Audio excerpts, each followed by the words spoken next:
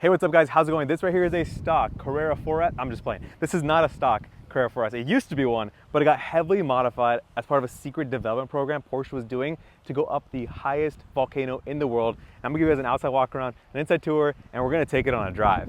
All right guys, so let's just talk about what they did here. Starting up front, I mean, obviously it's way lifted, a lot higher compared to a normal Porsche, and the way they achieved that was by installing portal axles. That'll actually separate your drive shaft from your wheel axle and using a gear reduction to increase ground clearance. So if you take a look underneath, you'll see it's a lot better ground clearance situation compared to a standard Porsche 911 4S, but also compared to many vehicles out there.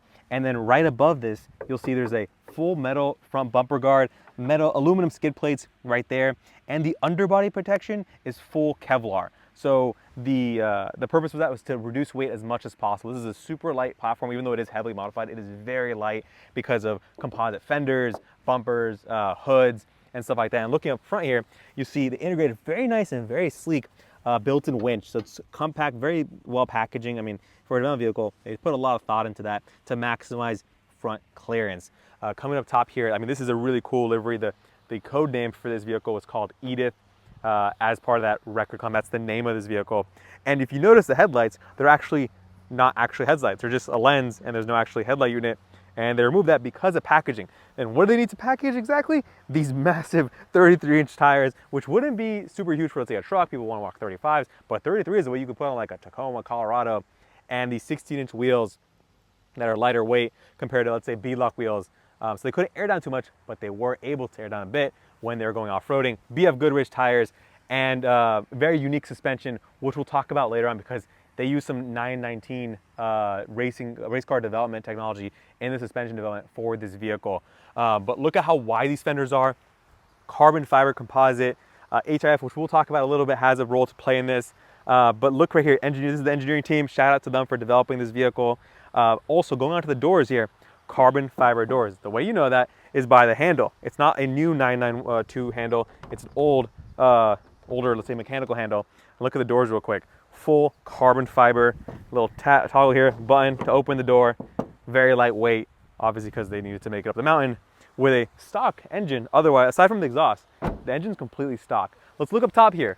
What you need to go up a volcano, a lot more than just this, but they did include this, which has your spare tire, shovel, you get traction boards out back, and because you don't have any LED headlights, your light bars are your headlights. That's what they use for lighting for this vehicle.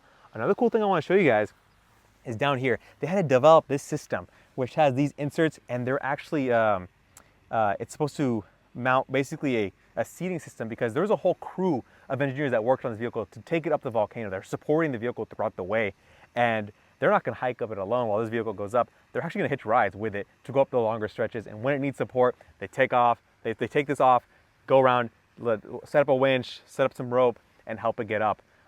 But using the vehicle pretty much did a majority of the work. Everything that was on here, it was just a crew and a car, which is super cool to see. Coming around the back here, what's really cool is they removed the rear glass window, completely removed, and you get this huge duct here, and that's to improve engine cooling. So that was a development they had to make for this specific vehicle. Look at how wide, meaty, and juicy these fender flares are. They look so beefy, really accentuate the design of the Carrera as well as just in its off-road form here. Look really good. And just look at that clearance and look at the ability for your suspension to travel right there for those rear wheels, which is super cool. Coming around the back here, we want to talk about this high clearance metal rear bumper. So you do get some tie points here. You get your exhaust. They had to remove the mufflers, unfortunately, right? That was probably the best thing they did, was remove the mufflers because they needed to, because of how packaged and how tightly packaged the 911 is, with those mufflers sitting in there, they removed those and they put this high clearance bumper to improve departure angle. So it was all in the name of getting it up the volcano, but otherwise the engine is completely stock. One unique aspect of it is the fact that it was powered by e-fuels. If you guys aren't familiar with what e-fuels are, it's a synthetic fuel that's chemically identical to gasoline because they take carbon dioxide from the air and hydrogen from the water and combine it using science and cool technologies to develop gas. And Porsche's invested in this and thinks it's the future of motorsport racing because you get a net zero carbon emission with the way they are developing it, which is super cool. It works exactly like gasoline. Costs a little more, it costs a lot more right now, honestly, but the goal is for that to come down as they scale it up more, which is super cool that they believe the engines are not going to die, which is cool to see. They're committed to it, and this is a technology that improves carbon emissions that will get them there. But let's hop inside and see what you get in this beast. All right, getting inside these bucket seats, they're pretty tight. All right, so getting inside here, if you don't believe me, look at the door sill right here. It says Carrera 4S on it. Just to tell you guys, this is started off as a base Carrera 4S. And obviously, as you can tell in here, it is a science experiment, which is super cool. I want to start with this right here. You see space drive inside. What does that mean? That's a steer-by-wire system. So look, right now the steering wheel is not connected. I'll get into this a little more. It's not connected. It's a steer-by-wire system, which we'll talk about a little more later. And this was an implementation of that system.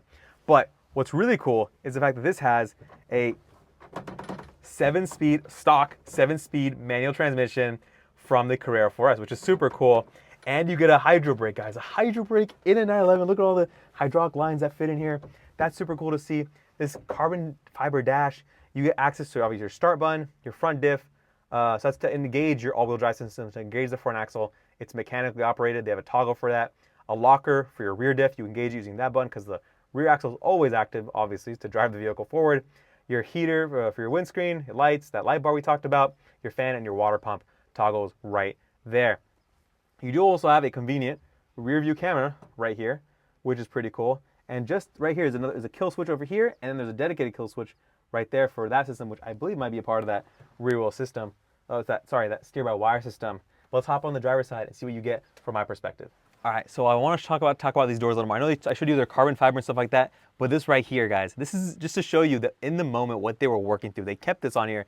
Those are the instructions to calibrate the GPS system to get accurate altitude measurements when they did hit the top. So think about this. Your crew, your driver specifically, getting to the top of the highest volcano in the world to set a world record to go where a car has never gone before. When you get to those altitudes, you have less oxygen going to your brain. You start to kind of lose focus, forget things and stuff like that. And they wanted to make sure they get that altitude measurement. It's so important. So they write it down, tape it to the door, so that when they're up there, they can calibrate everything, get the measurement, come back home to set that record, which is awesome. Aside from that, guys, it is obviously you still get, so what's really cool is you get in the center your screens and your center tachometer like a Carrera. You do have your winch, roll, unroll, and then your on button right there. You also get a compass right here, which is super cool. Let's talk a little about the steering wheel, guys. Steer by wire. Look, it's not physically connected. It's a motor, and once the vehicle's on, it'll power and turn the front wheels. Look at this right here. This is a module. I believe it's what they use to adjust the steer-by-wire system. And that just goes to show, guys, this is a sneak peek. Porsche is developing a steer-by-wire system, which I believe they're going to start implementing into production vehicles. So going from, hydraulic steering to electrical steering, then to now steer-by-wire, that's kind of the next evolution. And this is a test bed for that. On top of it, hitting a world record, which is crazy to see. But I want to show you one thing under the front hood because it really shows a unique suspension on this vehicle, which they call warp drive. So yeah, so looking at the suspension component, they call it a warp connector. Sorry, I might have said warp drive earlier. It's a warp connector, and they took this from the development of the 919 and implemented it to this vehicle. And the main objective, just to give us an overview, was to make the connect the front, two wheels and the rear two wheels together in one system to reduce body roll. Because you do have a vehicle that has a pretty high center of gravity with that basket up top. You don't want it to roll and lose stability, and this helps with that. So those suspension components are connected through these bell cranks and to this main spring and damper system. And then you also get these rod ends over here that connect to that bell crank, and that will actually connect to the rear system, which we'll actually take a peek at in a little bit. So if you do get different motions of the suspension, both forward, up and down, and left and right, it'll translate to make sure the whole vehicle stays stable when going over climates. And they actually benefit from this to make it up the mountain because of this technology that they built around the stock Carrera for this development, this project, which is super cool. I want to show you guys the inside because it makes a little more sense when we show you the interior portion. So let's hop in there real quick. So that rocker arm you saw there, this is the bar right here. So this bar is mechanically connected to another bar, and behind this carbon fiber panel, you'd actually see the same setup with that spring that spring damper system in the back. So you have a mechanical connection to from your front suspension to your rear, and that's super cool. I mean, it allows a very different type of amount of control and dynamics because you don't have a traditional coilover setup up front. It's just a damper, and then that's your spring system. So it's very stiff and very tightly connected. So you'll actually just pick up wheels going over stuff and with the locking diff and then the amount of traction this thing has, you can go over very intense obstacles. So sorry if I'm doing a great job explaining it to me. The engineer tried to give me his best explanation. I understand as best I can give my limited knowledge of this. But this is a super cool piece of technology to see on this vehicle, and we're going to experience it right now when we take it on a drive. All right. I mean, it's crazy. I think it's super cool that Porsche gave me access to a development car for me to drive as like media, not an off-road expert by any means, but someone who appreciates the vehicle and wants to show you guys what it's like to experience this. Going 10 kilometers an hour right here in second gear. Because of the gear reduction, like I said, guys, it is very, very torquey. Revs come up really high. I have no side view mirrors. I have a camera to check on my rear view. And I think it's just super cool to be in this vehicle and experience what we're doing right here, guys. So far on, we're gonna turn here. Let's see this turning radius. It's a small vehicle compared to like a truck. So you get really good turning radius. We're gonna go around this edge here. It's a blind corner, but pretty manageable. All right, now we're gonna do our first obstacle. It's an uphill with some rocks. So let's go up here real quick. We're in third gear, it's going up it.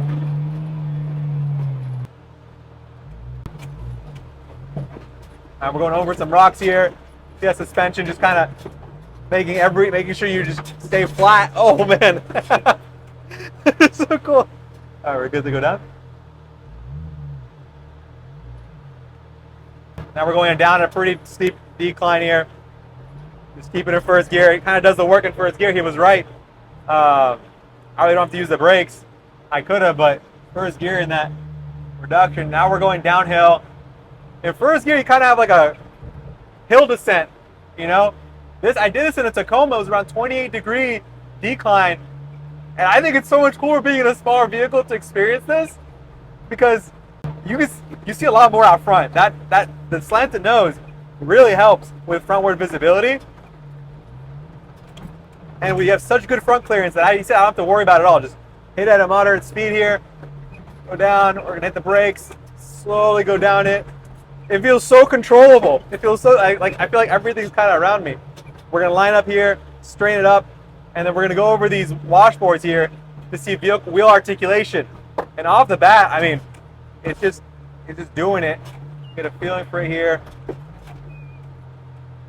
And this is where you're gonna see this. Oh, nice, you can actually see that warp connector translating forward and back. That is actually so crazy to see a shaft inside of your car going forward and back. Okay, that sounds wrong. But like, seeing that translation front to rear to keep the wheels connected when those wheels are articulating of that load being translated front and rear through that connector. All right, now going up this right here. Make sure you carry some speed.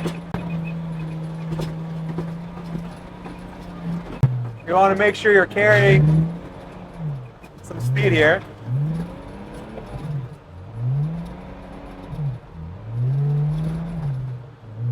Okay, I'm gonna have to reset here. I think I lost momentum.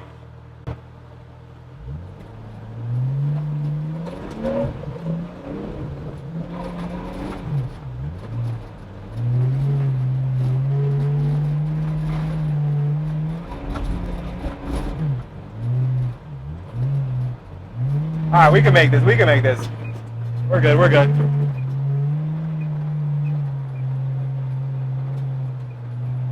All right, so we really got to carry momentum here, or else we'll get wheel slip.